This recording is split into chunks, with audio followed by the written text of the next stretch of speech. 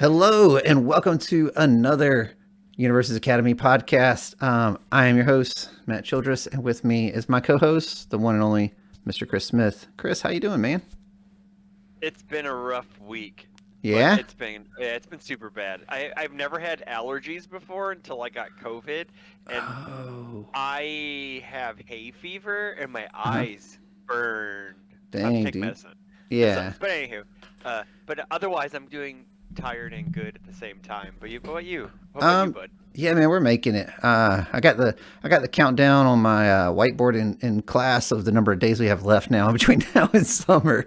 So Is it like is it in like the lower double digits? it's like we have like 25-ish classes left or whatever until the Oh, end, okay. but that's because here in South Carolina we didn't go back until after a lot of other states, Sure. and so we don't finish up until like the first week of or the first few days of June, whereas most people are done before Memorial Day in May. So we're about a week, maybe 5, 6, 7 days behind everyone Oh, that's else. not terrible. Yeah, Okay. so but we're making it, man. We're making it. Yeah.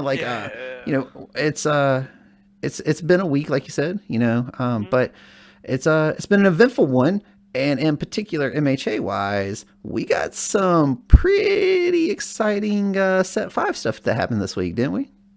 Yes, we did. And just to previous the last episode, Mhm. everyone knew that I had a PSC that I was going to in Iowa. Oh yeah, yeah, Uh, yeah. I scooped my buddy Ben Lambright into Nats in finals because he has less events than I do. So, because on the way there, I was like, "Hey Ben, if it's us in finals, I'm gonna scoop you." And he's like, "Why?" He's like, "Because I have like 9 events, and Oh, it's a good reason. not that I'll get my invite."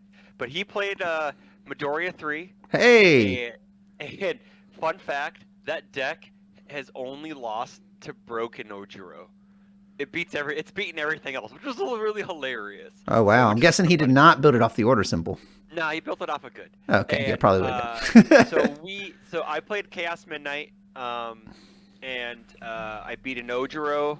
Off of all, I beat a Nomu, which was like a 50-minute game one, and then I beat a Toga in less than 20 minutes Hmm. because they ready get set go'd me on my first turn, and I go neat. I build some more foundations. They attack and they check really bad, and then I go indiscriminate SDS, ruin. You dead. Yeah, thanks for building extra ones for me. But yeah, but anywho, Woo. we got into finals. We got our buddy Ben in, so now we just have to get us in, and which Yeah. will come. I'm not Yeah, worried yeah, about it. But anywho, it was a yeah. fun time. Remy's Arcade. I forget it's in Muscatine, Iowa. Thank you for it's Remy's Arcade something. I forget the name, but they were awesome. They gave out door prizes. Ben Mhm. got a backpack for getting first place. If I would have known that, I wouldn't have given him the win Oh, he because the should have given you the backpack's book really. bag. You know what I'm saying? Like, I mean, the bag was sick. It's like it says Class 1A on it. It's yeah. really cool. And then I got like a mug and sock set for a random door prize. We both went home with over 30 plus ultra packs. Whoa. Yeah, like How much was uh entry? $20. Yeah, dude, they hooked us up. What? Like we got our normal prizes, and then our top four prizes, and then yeah, I got like it was like 12 series 1. There was no series 2. Mm-hmm. I got like some series 3, and I had like 10 series 4. God. And it had victory packs and judge packs mixed in there, so it's like they just ripped kits open and just was like, bah, gave it out. Yeah. Like everybody got a goodie bag, Yeah. How many which is people really are there cool. total? 12. They had Okay. 12. It was a little less than they expected. They had like 6 or 7 no shows. Yeah. So in theory, me and Ben probably could have gotten our invites, but Yeah. you know. But Well, we. I had an easier round 3 match than Ben did. Ben Mhm. got to fight the All Might 4 deck, and it Okay. came down to him blocking with the character and checking a 4 or above. So it was kind of cool. So Okay. yeah. Anywho, yeah, odd to Well, cool stuff. well, I've What about got you? an event this Wait, yeah, weekend you. on Okay. Saturday. So we have our first one here locally at Empire Okay. Games. So if you're in the area or you're hearing this, it's too Yeah. late. The event's already happened because this is going to Yes. be in the past. Wait, but that being said, Wait. So is John going? I don't believe so. I think he has other Okay. obligations. Okay, then I think you may be okay. Well, the thing is that I don't know if I'm gonna get to play because I normally have to run the events. Oh, So we'll fair. see, like Yeah. run and judge. We'll Yeah. see if it's an odd number, then normally they're okay with it. You can kind of make the even number so that way matchings and pairings work out. If it's an Mhm. even number though, I might just be out of luck and not get to play, and I'll just have to go to one Oh, of the other stores to play and all. So sure. we'll see. I tried to draft John to come and judge it for me, but he had other obligations. That's how I know Yeah, he's not going to be there to play. If yeah, he shows up there to you play go. now, we're going to have a real problem. I don't know, man. Yeah, He's it just was duping cool. me. It was really good. A couple of their players had come out to our store for one of our winning cases, so it was really nice seeing some friendly faces, and Yeah. it was cool. It was a myriad, a bunch of decks. We had a Bakugo one. We had two. We only had two Ojiros, which was kind of cool, and they were both off the all symbol, which was Mm-hmm. even better. Right. So it was, and then we had like a Cementos, a Nomu, the All Might Four. We had it was a huge gamut of decks, which was only 12 people, but Still, if there, it's there 12 wasn't a unique decks lot. or Yeah, 10 unique it, decks out of 12 people, that's pretty yeah, cool, yeah, yeah. It was pretty cool. It's Yeah, not like you just came in and it's like, oh, look, it's all a bunch of Tokiyami, Jiros, yeah. Midnights, There was a and Tokiyami and Ojiro. a Jiro. There was one of each. Yes, Yeah, there was one yeah. of each of those. And there probably should be, right? Like, Yeah. if you're not prepared for the known quantities, then you're probably just doing it Correct. wrong. Which Um, kind of leads us into later in our episode. yeah, Let's talk about set 5 stuff. 'Cause yeah. set 5 stuff was So sweet. set 5, Gamma happened this week, and Yes. they revealed some pretty sweet stuff at Gamma. And like yeah. you had, of course, the immediate like bootleg photo. It's like from someone's like cell phone discreetly taken or whatever that started making their rounds around all the internet places. yeah. But then, like I think within the day or the next day, they released this awesome article on the website, just Yep. actually going through and telling you all the stuff that was there. Which I mean, real talk, that's just kind of what they should do. Like they should be simultaneous releases, right? Like Yeah. because Yep. that stuff's going to happen no matter what. So like, why not just get ahead of it? Which is basically what they were doing. They're just playing a little catch up. But of course, we know that it's called the Undaunted Raid. That I hope. Well, if you want, please link the article in the description box when you can, Matt. Yeah. Because I think that Undaunted Raid picture with Overhaul and the logo, that might be a playmat. It looks like it's set up to be a playmat. Yeah, it could be. That's what I got up on the screen right now for all the viewers. Yeah. So okay. Cool. yeah. Sure. Yeah. That might be a playmat. Yeah, that could be pretty sweet. And of course, you got the class reunion coming out here in just a couple weeks as well, on the 19th of May. And then we got the real spice, which was 4 characters. We got Overhaul, and then we got the big 3. Yeah. And oh, buddy, these are some characters. Oh man, people were already crying that Overhaul is just too good because he has the Earth symbol. Let's start with it, man. Like here, let's break it down for people. All right. Let's do it. So he's 627, Earth, Evil, Life. He has 3 abilities, so he's got a very full text box. First Enhance, once per turn. Build 1 card from your hand face down. All right, so he can snap build a foundation and become a 5-hander. All right, whatever. On your opponent's turn too, by the way. Yeah, he can on their attack. You can do it on your I question how good that play would actually ever be, but depends how many cards are in your hand. Right, like his symbols don't have a ton of card draw. Like maybe off of Life, you're doing that a little bit more because it's got the most card draw of the 3 of those. But who knows what his support's going to do? Also, like let's also add the huge asterisk before we really talk about any of this stuff is that we have no clue what any of these character supports are going to do outside of just theory crafting what based off the character what they might do. So given that, it's all in a vacuum, just objectively assessing the character in a vacuum. For sure. So continuing with response, flip 1 foundation. After the block step of your attack, it gets +2 damage. If it deals damage, gain a health. I like that. It's neat. Old heads will remember this on a foundation of a giant robot stomping on a Tyrannosaurus Rex. Yeah, you didn't get any life in that situation though. No, you didn't gain any So, life, but you it's got a little something, to something extra. Someone was like, "I'm not blocking this." Well, I'm gonna get 2 more damage. Good right. Job, idiot. Well, and like if they half block, you net 1 more damage on it. So like there's some interesting things going on there. Again, I don't think that's crazy. it gives you some neat triggers also, like if there's things that trigger off like gaining a health, or if your health's changed this turn, that sort of stuff. Like there might be some stuff because of life and evil as well, because like evil burns itself kind of right now as a mechanic. So like it gives them a way to run those cards and still gain back up. So that can be kind of cool too.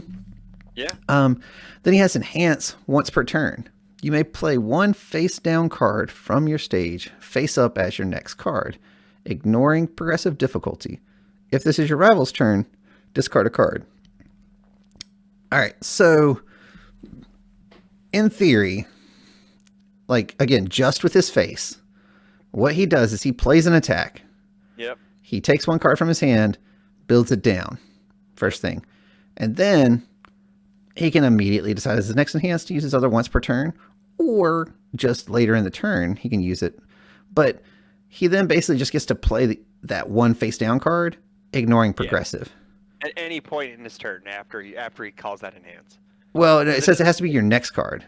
It doesn't say your next card. Yeah, it does. You may as your next card. Oh, your next card. Okay, there you go. Yeah. My part, I didn't read that one little caveat. Yeah. Well, but that's important though, right? Like it's not like he gets to just store it away and then randomly be like, "Ha, I'm going to throw it at the end of the chain, and here's this home run comet for a gajabillion because I can't pass a 9, but now I get to do it on a 4." You know, like those things aren't happening here. So like, and even further, if he does on his rival's turn, he discards a card. Sure, if he doesn't have a card to discard, then that's not an actual thing. Because you do what you can. It's not a cost. It's just part of the effect. I do like that it allows you to block, ignoring progressive difficulty. Yeah, once per turn he can block. But the thing is, he's also de-building himself to do that. Oh yeah, for sure. And like in that foundation, in that situation, it's like legit gone. You know, it's not like clearly you want to use this to play attacks, and I'm sure the character will lean into it in some way, shape, or form as well. I think he's very fine. Like, I don't think this character is broke in a vacuum. Is he gonna do weird and like moving lots of pieces, kind of like Kirishima 1S type things or Kirishima 2? Yes, he is. But you know, like he has to flip his foundations as cost to get the extra damage, which means there's a critical mass. He builds things face down, and then he can just pick one face down and play it on his turn. Like he's fine. Like I don't. I dig him because I like the whole we're moving our stationary around to do different things. And say you do like use say let's just go off of Earth because everyone's crying about the Earth symbol right now with him. So you use empathetic, or you use like a jab, and you pull a foundation off the top, and you're like, oh boy, I really want that foundation. And so instead of picking it up, you could just play it as your next. You know, or if it's a committed foundation that's face down, you can refresh some stuff. Right. Now, the real question is, can you play a seizing? Yeah, I mean, play the form.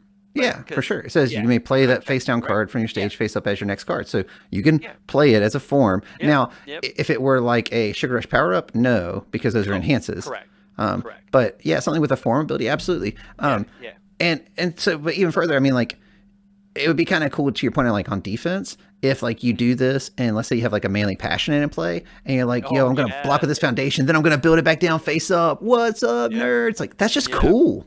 Yeah, that's neat. And then on the next turn, you could go, I'm going to refresh this manly passionate and just infinite block you forever, fool. Got him. Just going to keep looping them, baby. Go keep looping them. I mean, like, he does present this really cool, I'll play his once per turn E on like a last ditch block, right? Like you have no cards in hand. You always have at least one block as long as you have one face down. Right. You know? Well, and even further, like this is getting into like the more advanced kind of like where you're going to see competitive players really separate the men from the boys here is like you're going to intentionally make sure you have a block of each zone, and even further that you have a good one that you've stashed away that you can use in those sort of situations, right? Like your +1s, your +2s, you know, this guy's going to sit on his, it can't be fixed to deal with your Summon Dark Shadow at the end or something, right? Like it's not that I think that this ability isn't good. I think it 100% is good, but that's fine. Like, I don't think that this ability inherently is like, this guy's going to break the format or anything crazy like people. Like, knowing what the other starter deck character is, this is the advanced character. Like if I'm teaching someone new, I'm playing Overhaul, and my opponent will be playing Mirio because he's actually kind of simpler. Yeah. In a way, Well, and that's a great segue into talking about my boy Mirio. That's right. So Mirio, Mr. Lemillion himself, is a 6-hand size, 28 health, air chaos good. So got 3 of my favorite symbols. So check, check, check. And then he has enhance for free, no cost. Your punch or slam attack gets +2 damage. You may change its zone. That's kind of cool. That's nutty. Yeah, it's like, cool. It's very cool. I think if you read this ability and you don't think, wait a second, then you're sleeping on it. Yeah. Like, because just stop and analyze the next time you build a deck, guys. How many lows and high blocks do you normally have? Do you have a perfectly even 20-20-20 spread of blocks? Only if you're trying to meme. That's it. Right. Only like, if you're trying to meme. Like, even if you, let's say you got 15-15 and like, what, another 20 something, right? 20. Yeah. So that gets you like 50% plus character. Yep. Even then, you're going to build some of those cards, and this dude can literally say, every attack I play the entire game is a low. Every attack I play the entire game is a high. And we don't know what any of his support does. Who knows how it's going to react to if he changes zones and stuff like that. Like, there was a character that they had back in Street Fighter, the Cammy, that did something similar where she like changed zones and stuff, and I loved playing that character too. That was just free. Change your zone. Yeah, I loved playing that character. She was super fun. So if they do anything remotely like that, this character could be really cool. Like, I did some really fun stuff. I just enjoy that gameplay loop. So I will fully acknowledge that I am biased here. I also like the character, so but I also like Overhaul. I think he's one of the cooler villains they had. So Mirio's second ability, Enhance Commit, discard a momentum. Reduces attacks damage to 0. Okay, so to be honest, I thought that said this I thought it actually read like how All for Ones is. If you block it, it deals no damage. I totally just missed that whole, let's reduce it to 0. Yep. So, it's way cooler because you don't have to block. Nope. You don't have to block for it. It makes it 0. Now, I do wish it was a response. Like, if it was response commit, discard a momentum, I think it kind of captures it a little bit more, but then it's also categorically way more powerful. Like, I'm not even going to remotely act like I think that's what should have happened for the game. I'm just saying. R for the block step. For the block step. Yeah. Before you would take damage from an attack, reduce its damage to 0. Boom. Like, bananas. But it's not. It's an enhance. So, like, your rival still has the opportunity to buff the damage afterwards, whatever. But, like, you can account for a lot of those things, right? Like, unless they play, like, a hand trick, you can just wait. And either they're going to sit here and they're going to throw printed damage at you and not use their abilities, or you're going to be like, all right, cool. And now, granted, you have to have a momentum. So, again, having momentum hate's probably going to be pretty important in the format. Once characters like this get in there, it's already pretty important. So always important. I agree. Important. I've been preaching that since set 1. Yep. Which, by the way, he can run Capture Evildoers, so be on the lookout, boys. And also run Pull No Punches for that freebie momentum. That's true. So, Amajiki, Mr. Sun Eater, he is 720, which, yes, give me more 720s. I'm all for it. We love 720s. Yeah, and then he's Air, Chaos, Water. So still some of my favorite symbols. Less water, but it's okay. And he's got 2 played abilities, 1 static. So his static says at the start of your end phase, you may add 1 attack from your card pool to your momentum face up. So just to clarify, which is great. It doesn't have to hit, and it does not have to say on the card normally that it adds face up. Which is going to create some weird interactions for players. Like, all that happens, let's say if you added a home run comet, face up. That you just played one to poke with it, get a momentum, and then during the end phase, then you just built a bunch of foundations, right? And then during the end phase, start of it, you just add that home run comet. It adds face up. So even though it doesn't do anything face up, it's still just a regular momentum, but you just know what it is now. I played a character in Standard for over a year that just basically said, hey, you add this card after the end phase, you get this attack throw, add it to your momentum after it resolves face up. I played that character for a year. Almost top nats and top world, I should say, with it. But it's fantastic. It's pretty cool. And then he has enhance once per turn. This attack gets +X or -X damage. X equals the number of face-up momentum +2. +2 or -2, baby. We like that. Always +2 or -2.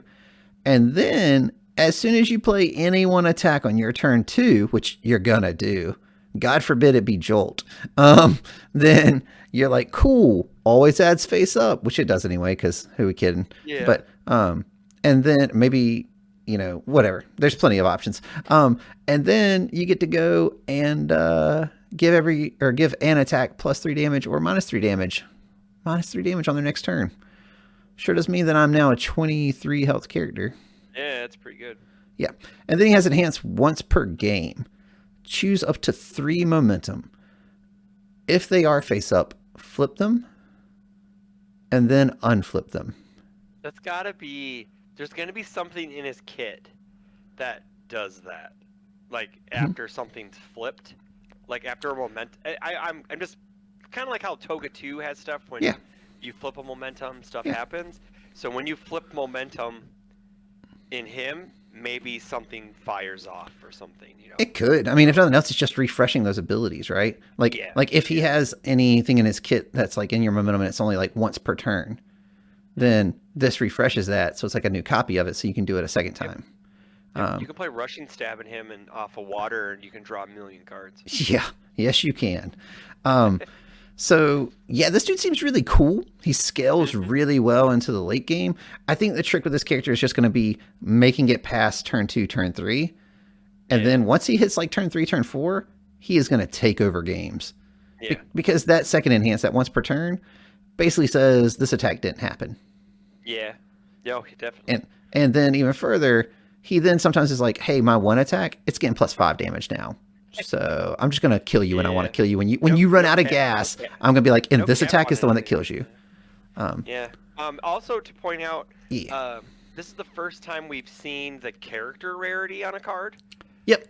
There's a CH on it in the article right below the characters, they talk about the upgraded booster packs on how there's a character slot now. Yep. So I think this probably rules out us getting 2 characters in a pack then, maybe? Unless one's an XR? Yeah, I think unless you're pulling an XR, I don't think you can, because they're not going to be commons or uncommons anymore. They're getting their own rarity. And that's probably for like sealed purposes, I imagine. Yeah. But let's talk about the last character, which is Nejire. Yeah, she's pretty cool too. She's another 7/21 this time. I like it. Above curve. That's right. She's air, chaos, and life. Still 2 of my favorites. So big 3. Good looking out. And then she has 2 abilities. The first one is response once per turn. After you play or block with a foundation, gain 2 health. Okay. Again, this is one of those abilities that you read it and you're like, that's not that great. And then you play it and you're like, I'm impossible to kill. Like think about it. Like in a turn cycle, she's gaining 4 health. 4 health. Yeah. So she's just gonna, if you try to like poke this character, she's like, yeah, whatever. I take your jolt. I'll take the 4. Hey, look, next attack I block. I gain 2. Your next turn, or no, I'm sorry. Then I my turn. Then I build. I gain 2 more. Yeah, it's like it never happened. Right. It's like you get a momentum, but that doesn't matter. So then she has enhance, permanently reduce your maximum health by 1. So she'll go the first time from being 21 to 20 maximum health. And it should be worth pointing out that doesn't mean you lose a health. Like if you're at, let's say, 18, and you use this ability for the first time, you don't go to 17. You stay at 18. Your total just comes down. You can now, when you play that foundation, you'll go up to 20, but you can't go higher than 20. Yeah. And I do want to go ahead and say, I think this is going to be a nightmare to keep up with in games. Like you're going to have to, and I don't think that people are going to actively try to cheat about it. I think they're just genuinely going to forget, right? Like you're going to have a separate dice, like a D20, that's probably, get a spin down and just tick it down that way. But neither here nor there. That's the cost, is to reduce your maximum health by 1. And in exchange, you get, this attack gets -2 speed or +2 damage. -2 speed or +2 damage for, as we pointed out just a moment ago, free. For the low cost of 1 health. Yeah, permanently reducing your health by 1 for that health you weren't using. I think that's again, a deceptively good ability. Like the 2 damage, less so than the -2 speed. Yeah. Like, yeah, the 2 damage will help get you to close out games sometimes, get you where you want to be. So it's not nothing. But man, -2 speed, again, for nothing. Like, she's going to be a nightmare to kill. Mm-hmm. Oh yeah. So I think the way you would, it's like, I think I'd say she's almost she seems like the most simplistic, right? Next to Mirio. Mm-hmm. But I think, like, depending on, will she have ways to raise her permanent vitality? Where she have, maybe, because it has happened in the past. We have had a character that raises their permanent vitality. Well, back then, vitality by 1. King from King of Fighters did that. Right. And then, but I'm just really interested to see what else her kit brings to the table. Mm-hmm. Because generically, she's pretty good. Like, yeah. I think she may, like, I really like, personally, I think it goes Overhaul, Najire, Mirio, then Amajiki, just because we have no idea what's going to happen. You're saying, like, just in a vacuum assessing the characters? In a vacuum. Yeah, in the vacuum, just the characters. I think it goes like that. In a way. But I don't know. I also think Overhaul is going to get Kirishima's attacks banned. So we'll see. But that's just neither nor there. That's because I just think Jab and Chop are crazy still. Yeah, Jab is definitely very, very good. But the thing is, like, I don't know. I don't feel like he's doing a whole lot more with them than some of the other characters have. So, like, I don't know. But anyway, yeah, I don't know if I was gonna rank them. I mean, like, the good news is I like all 4 of these characters, and I feel like that feels really good. Yes, it does. And, like, I could see there being cool builds for all 4. As far as competitive play, I don't know who I'd put my betting money on right now, just because without knowing their kit, it's just so hard to really even try to make that guess. Like, I'm a real big fan of the zone change. Like, I think playing defense against Mirio is going to upset people. Like, people most people don't remember playing against James Hata 2. But that character changed zones, and he was a nightmare to play against. And I'm going way old school here. But yeah, like, I think that Mirio is going to be good. And Mirio and Overhaul are also starter decks, so they're going to have a lot of support for those 2 characters. At least with Mirio, with the zone change, like, because we have another character in MHA, Sarah 1, that zone changes, but nobody plays him. Yeah, he's shown up a couple times in some events. Like, he showed up, but like, at least because what's the general rule with Sarah? Well, you just don't block anything until you absolutely have to.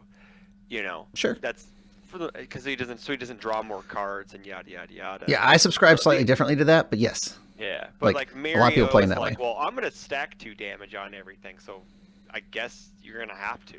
Yeah, they got to block sooner for sure. Well, yeah, definitely. And the thing is like, if you're not blocking Mirio, also, he's getting momentum and he does stuff with the momentum. Whereas Sero doesn't do anything with the momentum. Like, he has to have external things to do it with. So, like, Mirio's a little bit more complete, I would say, in that regard, as far as an offense-defense kind of interaction. Whereas Sarah's whole goal was just to be disruptive at key times, right? Like, he's disrupting your defense by changing zones. He's disrupting your offense or defense if you do decide to block him by pitching a card once per game. And then he's trying to not be a 6-hander by making you make bad decisions, Yeah. And to your point, a lot of people just eliminate that decision by just saying, I'm not going to block at all, which I sometimes am just like, you know what? Draw every last card. Let's see how many you can play, dude. If I'm playing All Might 3, I am blocking partial everything. I'm like, do it. Let's go. You're going to stop at some point. So, I don't know. Also, to point out, the big 3 share 2 symbols. Yep. Across the 3 of them, they share air and chaos, so maybe they're kind of going into the old King of Fighters design, where every character, we had teams of 3, and characters shared 2 symbols, or maybe it's just because they're the big 3, and this could be a reason why. I got a feeling it might be more of the latter there, where they're the big 3, because like they want to make sure that they all have plenty of support, because it's kind of like their arc, when they first get introduced, and they're supposed to be a big deal. But like I you could be right. I don't know. I mean, like, I think that's a really cool idea. I loved when they did that back in KOF. So I would not be opposed to that if that happens. But yeah, it is worth definitely pointing out. So you mentioned a minute ago Booster packs are getting the upgrade as well. They're now going to be 11 cards, and one's a guaranteed character. And then Chrome Rares are back, was in the article. It doesn't tell us which ones they are yet, but that they're back. Also confirms that Secret Rares are now going to be, there's going to be 6 instead of 2 in the set. An average of 1 per box. And you're going to get 1 per box, which is pretty cool. So like if you buy a case now, you should get 1 of each one. In theory, distribution is not quite perfect like that, but in theory you should get 6, and they should be different ones. But I mean, that's super cool because now like you can hunt after the like one you really want, and you can. A lot of people are going to be trading their secret rares away for the ones that they want because there's 6 of them. Right. So and it also means like cases. Like we had this problem at my store when we would crack open a case, and someone would say buy 2 boxes, and they pull one of the secret rares. It's like, oh, then the rest of the case is kind of wasted. Right, exactly. And you're like, well, I don't really want anything out of that case. Can we get a different one? So this kind of solves that problem also, which is really cool. So overall, set 5 hype continues. Also, there are no more quirk packs or box toppers. Oh, also said that this is huge. I forgot about that. Yeah. No more, and they also said they are not doing DLC associated with this set. So DLC is gone with the set. Rumors are confirmed that the DLC is probably going to be gone from here on out. And and no quirk packs. Okay, so I want to pause on the no quirk packs things. Yeah, that's fine. I don't know how much I like that. Like, okay. I feel like in general, I'm just getting less for the same amount now, right? Like, I get it's only like 5 cards and you got 2, but like that was one of the incentives to buy it in hobby stores, like to buy boxes. So you're eliminating that. That's gone now. And then it just says DLC. So we might still get the box topper XR, maybe. It's not clear. It doesn't say we're not getting it, so we can assume we are. No, I'm gonna say 50-50 on the X, because the XR thing was fine. No one really complained about that. Yeah, that's just cool. It's value. Along the lines of, I think they basically what they did was they're like, well, we're not gonna give quirk packs anymore, so we're gonna give you 6 secret rares. So in a way, I guess value's still there, but it's whatever. Yeah, I am. Again, and I say that as someone who, like, when they announced quirk packs, I was like, wait, what? And I had really bad reactions to them. They ended up not being nearly as hard to get outside of Chivalrous. Chivalrous has been very hard to get. Valiant Assault now, too, is also a hard one to get for some people. So. Yeah. So, like, so all not created equal, it's probably better in the long run for the actual product.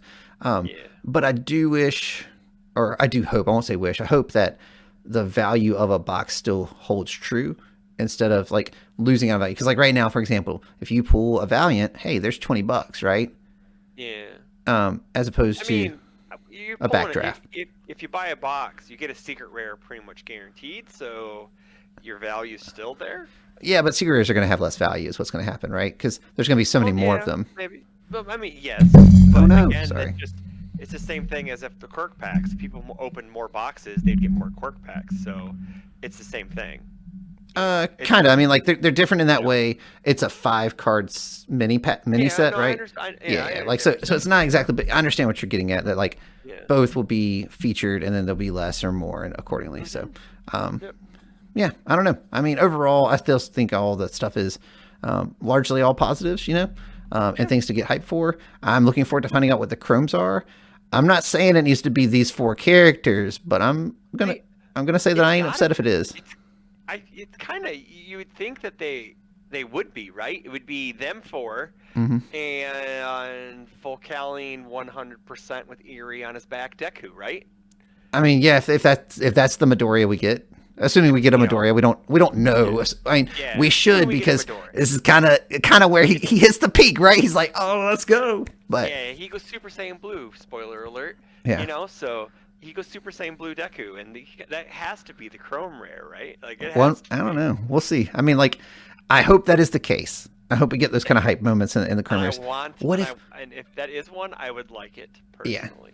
Yeah. So we'll see. I don't know. Like I said, if Mirio's one, I definitely want to try to get that, because that would be super cool. Because I just want it to be him being like power, and like have the words. Or it's just his face in the water. So. God, give us the. It's like John has a playmat that's just Mirio's face or whatever. Like, just make that. Let's make that the Chrome. Oh, that'd be such a troll. It'd be hilarious. It'd be so good. I'd have to have it. Yeah. I need the 001. But yeah, man. Set 5 is upon us. It's hype. Looking forward to it. Pre-orders have already started at places online. Yeah. So Yeah. get your product while you can, guys. Yep. Which leads us into our discussion topic for the night. Oh boy.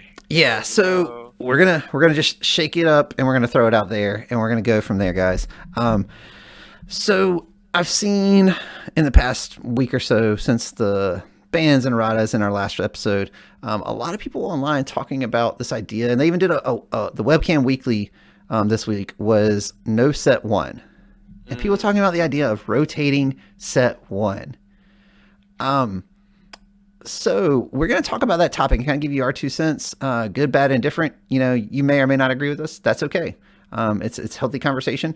Yep. And I would like to start off just by pointing out that I don't know why so many people are like down and poo-pooing the current meta, because now, granted, I haven't gotten to travel to many tournaments recently, to any of the larger ones. I haven't gotten to play a ton. I say that every week because I want that to be clearly stated, because there are people who are playing a lot more than me, and I get it. If you're doing something a whole lot on repetition, you know, and you don't like feel that it's different each time, it loses enjoyment. And that's true for games in general. And, you know, if enough people all either groupthink, or if just enough people can clearly establish like this is the best thing, then you just play against the same thing all the time, and that becomes uninteresting as well. Fully will acknowledge those things. I don't think that's the state that we're at in the game, and in the meta. I think that there are people who are bandwagoning on ideas, and you're welcome and entitled to do that. That's fine. But when you bandwagon on something and you're just like, this is the de facto truth, there is nothing else, like, that's where I disagree. And I don't think personally that rotating set one or any set in a 4-set game is a good idea. What are your thoughts, Chris? Good, bad, or indifferent? For people listening on our audio podcast, I am face palming right now. He's been shaking his head the whole time. I've been hearing rotate set 1 since set 2. Like, people, for some reason, there's this vocal minority.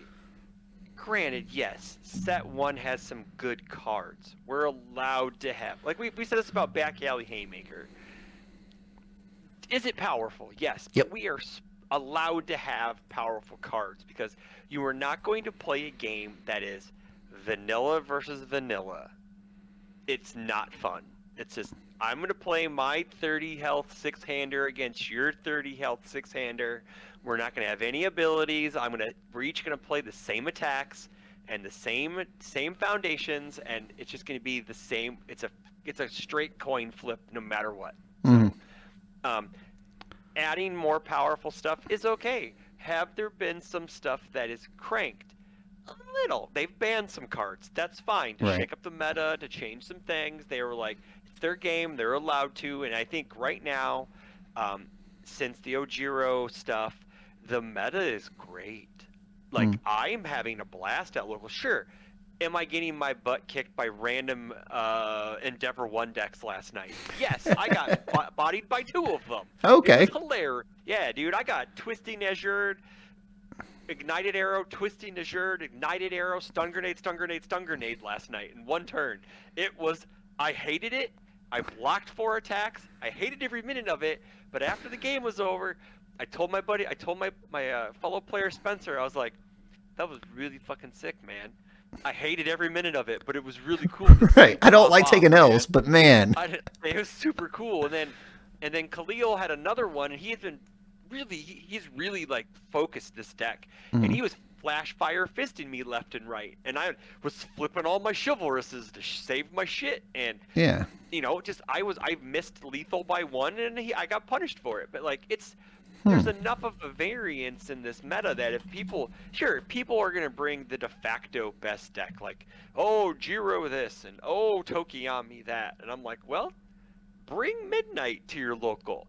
Put those people in their place, because sure, she can lose to them, but has a great matchup into both of them. All Might 3 has a great matchup. All he has to do is block high half the time.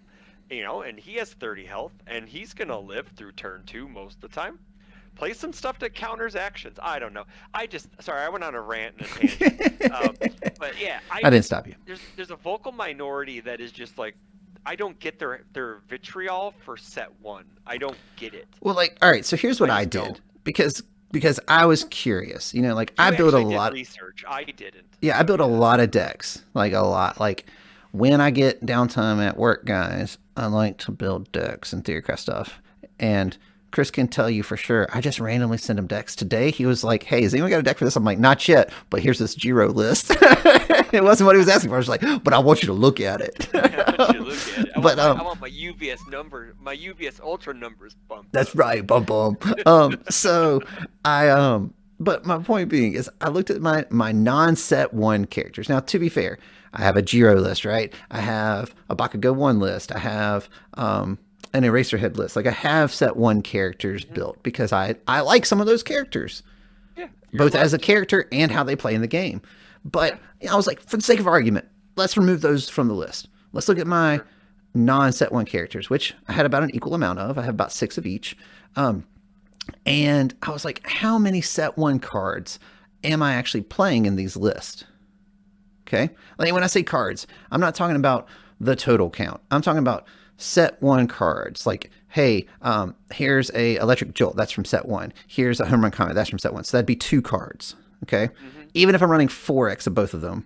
Unique cards. Yeah, unique cards. Yeah, and I just want to really clarify that because I don't want people to misinterpret what I'm saying. So I went through and I counted in all the decks, and on average, there was anywhere from maybe 6 to 8 cards that were from set 1 out of my entire list. And I get it. I'm not the best deck builder in this game.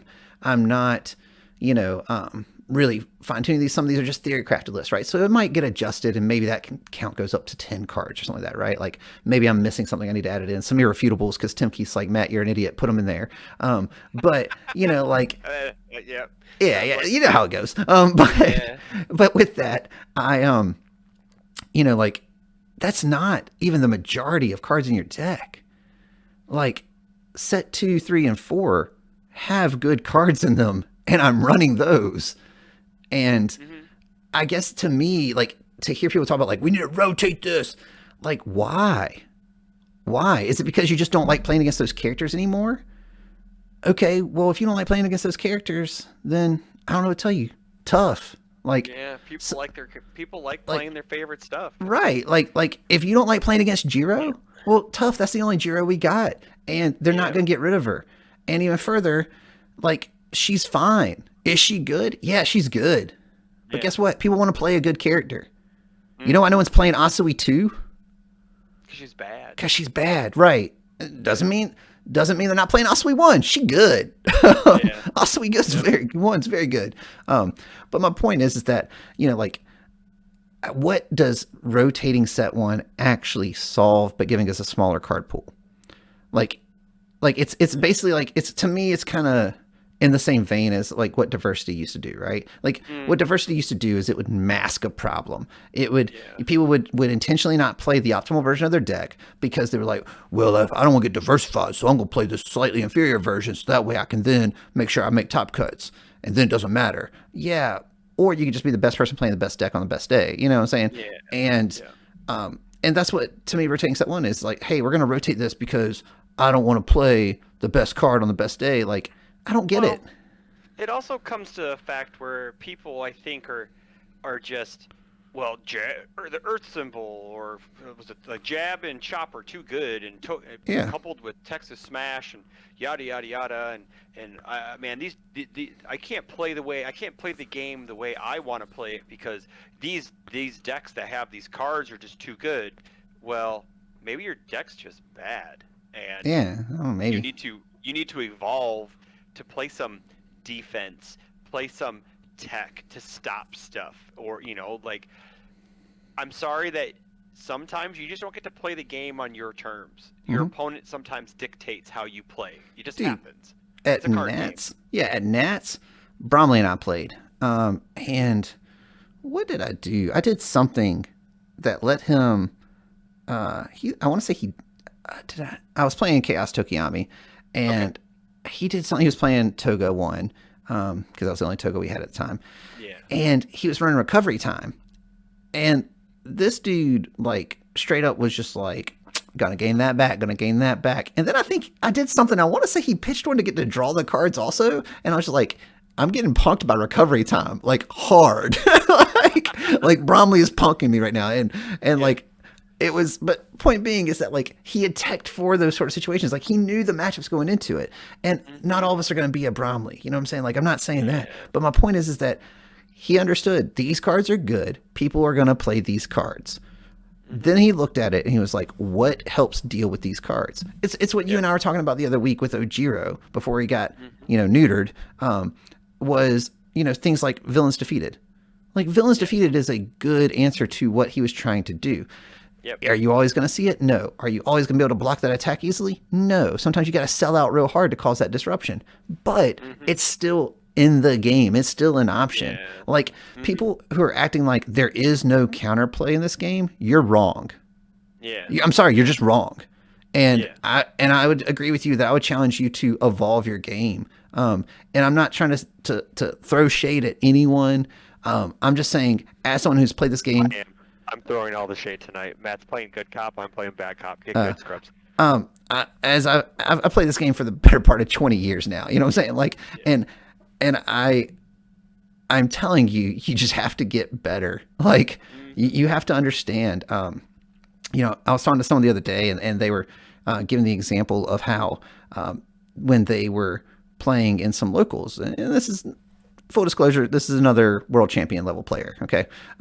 But they were explaining how when they used to play at locals, sometimes they would, open hands and maybe it'd be a pretty good build hand, but they knew it didn't have the cards they needed to survive the matchup or the tech pieces they needed to win the matchup. So they would mulligan them away. And this is old school. So mulligan conditions were different. It wasn't like selective. And people would ask them all the time, like, why are you doing that? And they would explain, well, if I don't get these cards, I lose this matchup. Yeah. I need these answers quick. So what I'm getting at is you have to know the game well enough to do that if you want to be successful at the highest levels. Like you can't just be like, I put all the right cards in there. I took Andrew's list from Ojiro that he did well with, and now I'm going to go in and I'm just going to do well with it too. Like, no, Andrew plays a lot. And he's refined that, and he knows the decisions he needed to make. And yes, that deck was a little bit more face roll than, again, Ojiro was just like, I bet you can't kill me on the backswing. Do it. Yeah. But a lot of other decks, like the Bromley example, are decks where they knew, hey, I need to have these cards in this deck, and I need to get these early because if I don't, I lose. I mean, like even in a world that we would rotate set one, you know how neutered half the symbols would be in the game? Right. Like you don't have like seriously, like you just get rid of set one, like all good, air, chaos, earth to an extent. Yeah, I would anything on the starter deck symbol would just get neutered, whatever. It's just I just think people I'm trying not to be mean about it. Yeah. But it's like I appreciate that. They get this group think that it's just like this is the way it has to be.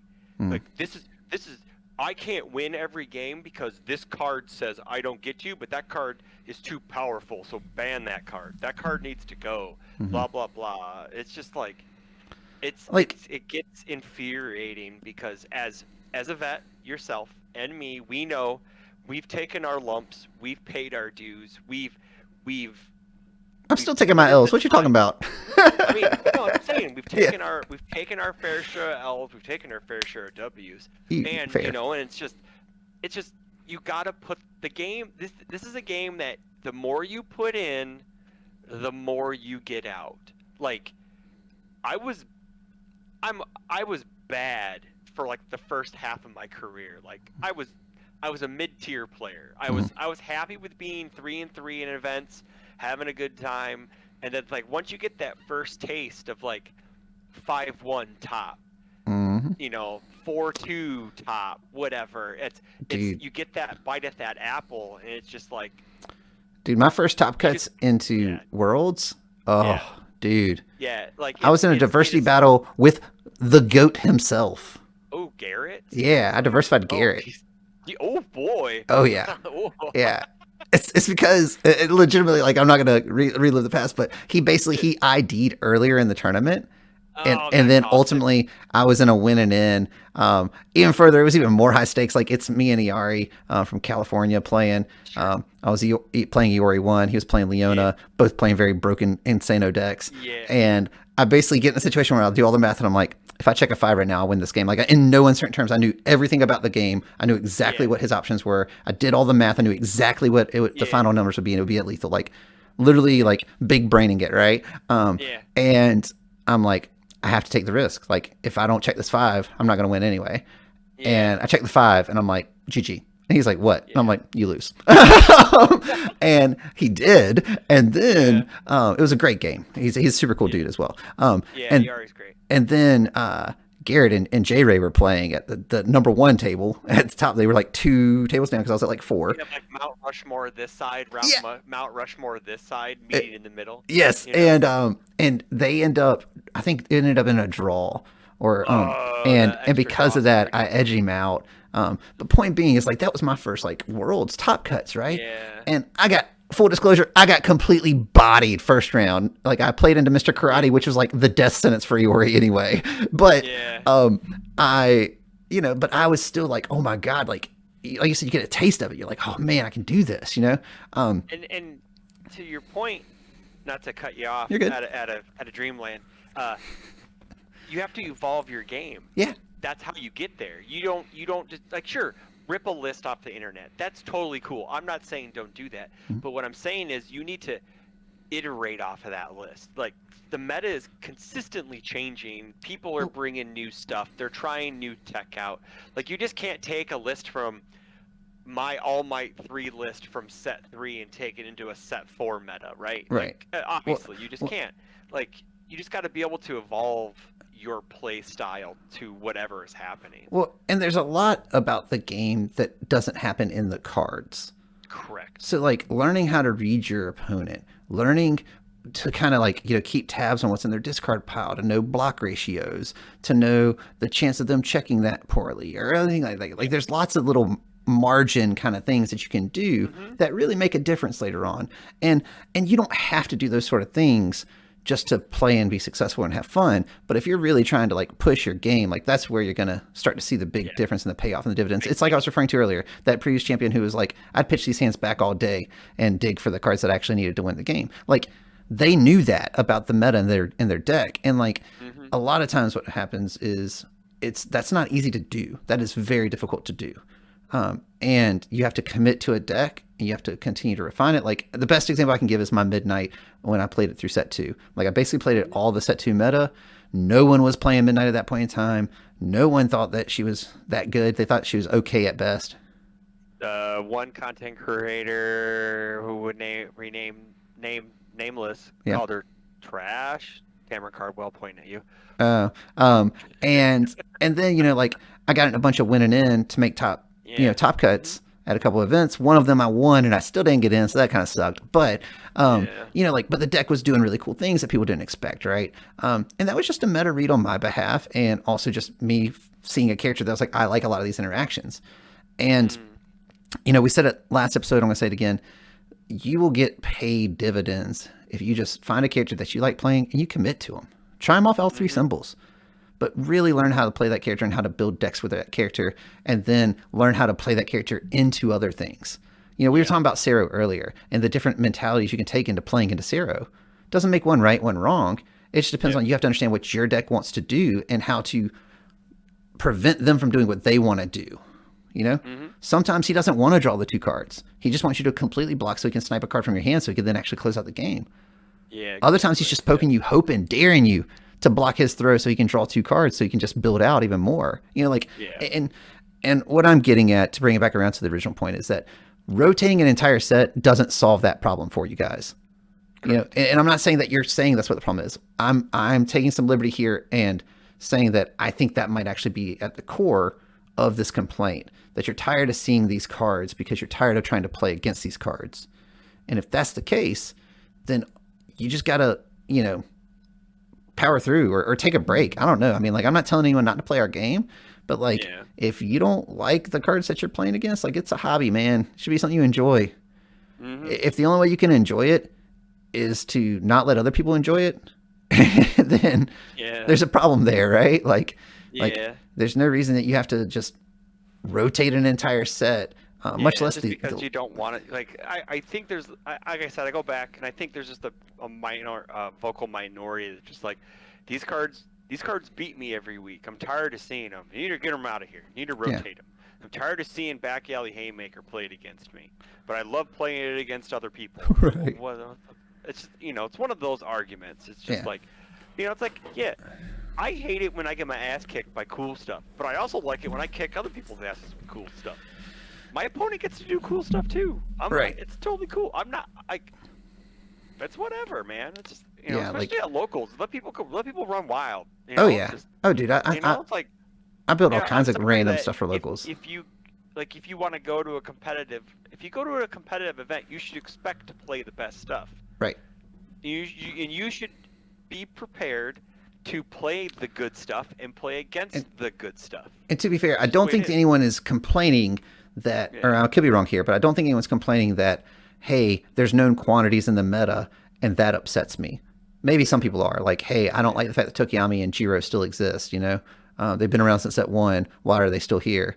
Well, the reality is I'll wait, but you tell me all the things that Tokiyami and Jiro have won. It's not a whole lot of stuff. They've won some stuff. I mean, Tokiyami's won some good stuff. Jiro hasn't won shit. Yeah, Tokiyami's won Nats and won a couple RLEs. A couple RLEs. Yeah. But like not much. But 2 of those events that he won were also in fresh metas that no one had gotten to explore yet prior to that event. Yeah, and he capitalizes on that. Yep, they always say aggro is usually the first thing out the gate in a new set. Yeah. It usually Ojiro too. Yeah, Ojiro too. There you go. It's just the way the game goes. Right. It's just aggro's easier to play than control. It's just the way it is. Offense is easier to play in this game than defense. Learning how to survive. Learning how to survive is hard, especially if you're playing an aggro deck and learning how to survive. Like that's the thing that I liked doing with Tokiyami was playing all these really cool defensive tricks. That way, when people are like, "Oh man, I'm just going to backswing this dude out of the game," and I'm like, "No, you're not." That character is a pain in the ass to kill. It doesn't matter. Like that character's like -1 damage. I'm like, -1 damage. He's like +3 to the check from my block, nerd. It's like, damn it.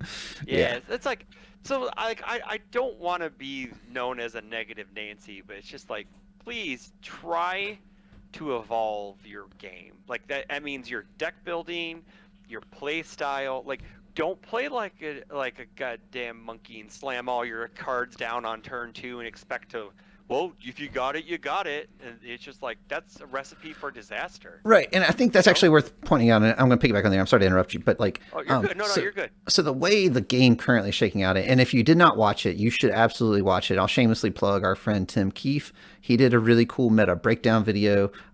It's very good. It kind of will catch you up. Fantastic. Yeah. It'll kind of catch you up on the current known quantities and even some of the fringe kind of things that have shown up in these larger events so far that you should be on your radar if you're going. A shameless plug for Ibarra, so that was funny. Yeah, he did.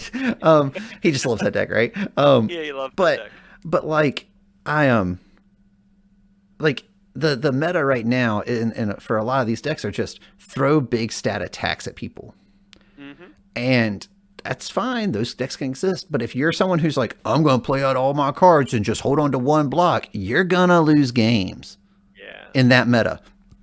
You may not lose it if the meta was they have to string together 4 or 5 attacks because the chances of them seeing those on turn 2 and passing all those checks is much lower.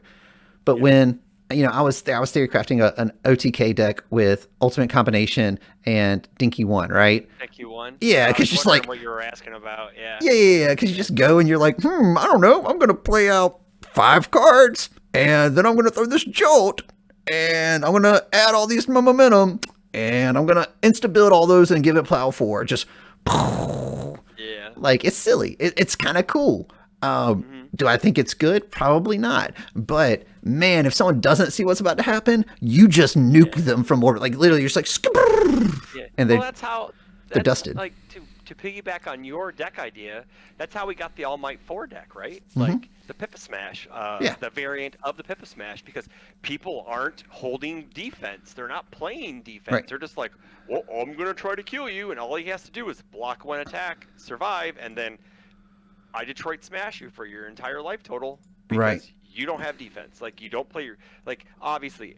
So this is some stuff, like, this is actually another video in its own right, but, like, play stat resets, play card snipes, play, play cancels in your deck.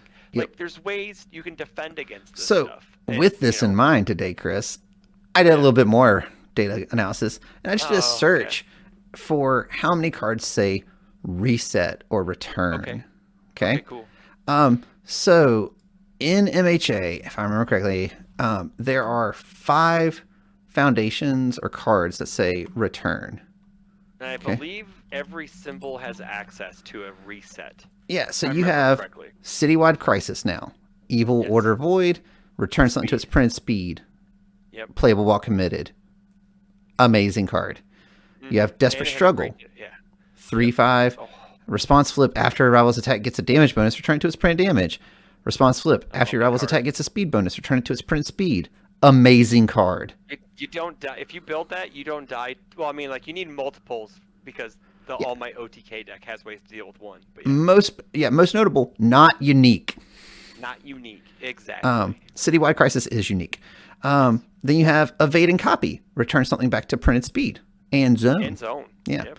You're So Obvious, returns it back to printed speed or damage. Or damage.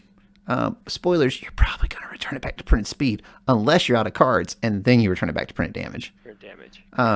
Short Circuit, just non-charge attack, goes back to printed. Been around since set 1. 2 of these have been around since set 1 so far. Yeah. And then the third one from set 1 also is Double Front Beatdown. Oh, yeah, I forgot about that. And that has infinity on it, so every symbol has an answer. Yeah. Now, it is a 1-check, and it does have Bakugo Midoriya enhances, so if you're only playing this to reset something to printed speed and damage, probably not great.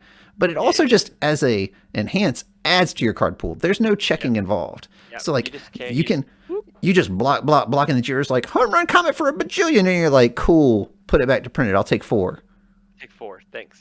Unless I'm at 4, thanks. Yeah. So, like, there's answers here. And, like, is that a lot of things? No. And there is no, to your point. That's not even considering things that say cancel on them. Correct. Like, those are just the pieces that have return. Yeah, just return it back to where it was. And for a meta, again, where people are just making these giant attacks, like you were just describing earlier with your Midnight deck, where you're like, play stupid number of giant attacks, kill them. Yeah. Like, these help answer that. And are there answers to them? Sure. They're foundations. They can be seizing. They can be sealed. Yes, but that's the game. That's okay. Yeah. There are answers to answers. So now what your goal is to find the answers to the answers to the answers. Right. That's the game of chess that we're playing, right? Yes, and like that is the game. And like baiting someone into using it at the wrong time then becomes the game, which is what's a lot of fun for a lot of people. I understand for some people it's not. And honestly, full disclosure, I wish Nullify was just Revoke. Same. Nullify is way too fair. It is. Way too fair. Yeah, like that card is just way too fair to ever see play in any meaningful scenarios. It's a spicy 1x at most. Yeah, you don't 4x it like you used to with Revoke. Right. Like, I don't know. I mean, again, a 3 diff plus 4 high block. Like, oh god, I know. It's not the same. And it doesn't auto clear. It sits there anyway. If it had been Revoke, then we're playing a very different game. And I'm not saying design was wrong for not making it Revoke, but I'll just say that this version of it is way more fair. And I think if we had, it's like Taiyaki Fanatic, right? Like, that card's another great card that no one plays, and it just negates some of these foundations. Talking about answers to answers, right? It answers all those things we just pointed out. I mean, like, you also have, like, not even just on foundations, you have answers on assets. We got all these powerful assets Dude, oh yeah, so I didn't even... League of Villains, like, cancel stuff. Young Heroes, you pitch a card and a damage bonus goes away. Young Heroes is insane. Legit, man. That card is dumb. Yeah. That card is so good. Yeah, I am waiting for people to start mainboarding, or at the very least putting this in their side and bringing it in, I because believe Nate had it at the yeah, last RLE. Nate yeah, had it. Yeah. like this card is very good. Card's Response: super discard a good. card before your rivals. Attack receives a damage bonus from a non-character effect. Reduce that bonus to 0. Powerful 13, you say 12 times? Right. Nada.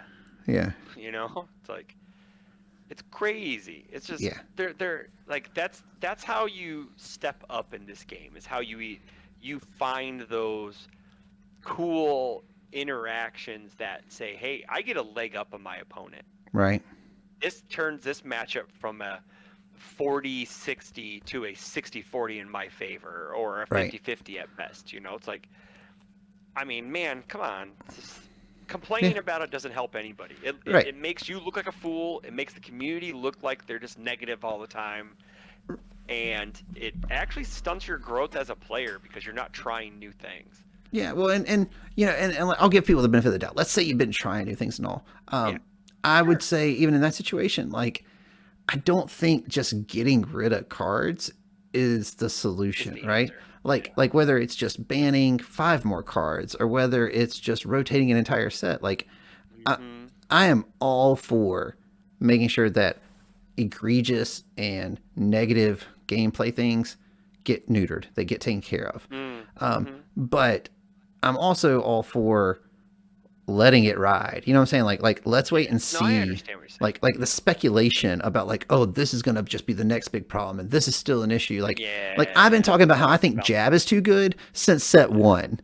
Yeah. Okay, so like I'm not on the jab's a perfectly fine card. I've been calling Back Alley Haymaker the most ultra rare ever printed since day 1. And we previewed the card. We previewed the card. Yeah, I know. I know. So like, point being is like, what I'm getting is, if it looks like a duck, quacks like a duck, I'm going to call it a duck, right? Yeah. But that's fine. Like, I've also not sat here outside of a very few interactions, Kirishima 1 being one of them, where I was like, this isn't fun. Like, this deck is way too good. It moves too many pieces. Like, Coordinated Effort, Kirishima 1 was an NPE. And at that time, in a 1 set meta, way too strong. So they took care of it. Kirishima 2 was a character that I was like, something needs to be done. I don't know how best to go about it. I deferred there to, clearly the designer's judgment, but I am, I think nothing wrong. Do it. He did nothing wrong. He did nothing wrong. But he was a little too efficient as well, right? Like I think he probably should. No, I totally agree. Honestly, I think if he could just do it on his turn and he could still do it twice, he probably would have been okay. He's a really good aggro character then, but then he can actually be backswung. But him refreshing 4 foundations was just nuts. Oh yeah, that was nuts. Yeah, Yeah. I say that with tongue in cheek. Oh, I know. But like, I know he did wrong stuff a lot. Yeah, So. he touched people in a lot of bad places. So he beat the hell out of a lot of people. Yeah. For sure. But Yeah, I guess like, I don't know. Yeah, go ahead. I was gonna say, like, do you have any other thoughts? Because I feel like at this point we're going down. We're just spinning wheels. Yeah, like I think we made it clear we don't think rotating a set is the right call. Yeah, it's not the right thing. Again, with your point with the neck, we already touched on the next deck up mentality in our last episode. Sure. Where it's just like something has to be at the top. What your goal is as a player is, I'm gonna knock that thing off the top, and I'm gonna make my deck the deck that everyone's scared of. That's what you want to do. So, but again, I think the meta in a whole is in a really good spot. Now, down the line, when we have future Jiro and we have a bunch of other things, and so you're gonna have to add more tech, action cancels, resets. Like decoy duplicate destroys that deck. You know, or like Kirishima 2 also destroys twice. My boy twice. Yeah. Just put 2 damage. I'm taking 2 damage from this one. Thank you. Thank you. Thanks, nerd. Rinse and repeat, baby. Rinse and repeat. Yeah, so it's just, there's going to be, people are saying all, like, and Tim's video also talked about some things, and he also said, well, this and this and this, and it's just like, well, you can find answers to a lot of this stuff currently in the meta right now, and that's not even including the stuff we're going to get out of the collector's boxes and all that fun stuff. So, we'll just let stuff breathe. Don't be so. Let it breathe. Let it breathe. Just, guys, like, I guess what I would try to close it on is, in closing, we all love this game, and we're all fully entitled to our opinions about this game. And I'm not telling anyone that they can't have their opinion. I'm not telling them that they're wrong for having their opinion. But what I will say is that if all you find yourself doing is being negative about this game, maybe you ought to do some other stuff. Yeah. You know, because the reality is that it's not benefiting anybody. And I haven't, and I'll be, you know, full disclosure, I don't go into the Discord very often. I don't troll and go through threads and that sort of stuff very often. So if something makes its way back to me when I'm that removed, it's got to be real prevalent, you know? Yeah. So what I'm getting at is that, it's a good game. It's fun. I'm glad that you love it. I'm glad that you're passionate about it. We are too, but like, let's not act like it's like some awful, unhealthy, I can't do this if they don't do something immediately, sky is falling type environment. Like, it's just not.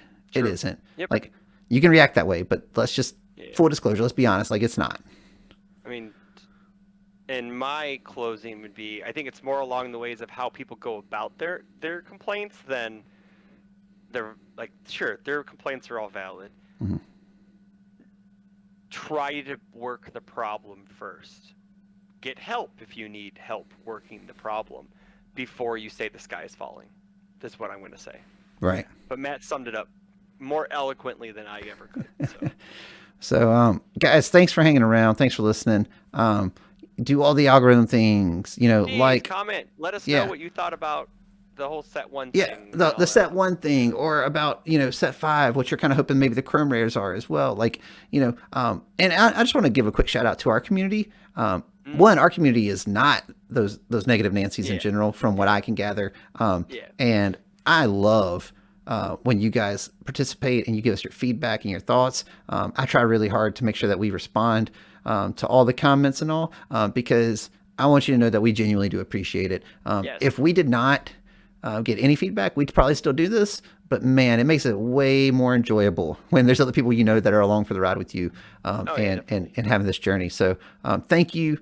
We appreciate it. If you haven't yet, you've enjoyed what you hear, make sure to like and subscribe and do all the algorithm things. Click down below, comment, and thank you for joining us on another episode of the Universus Academy podcast.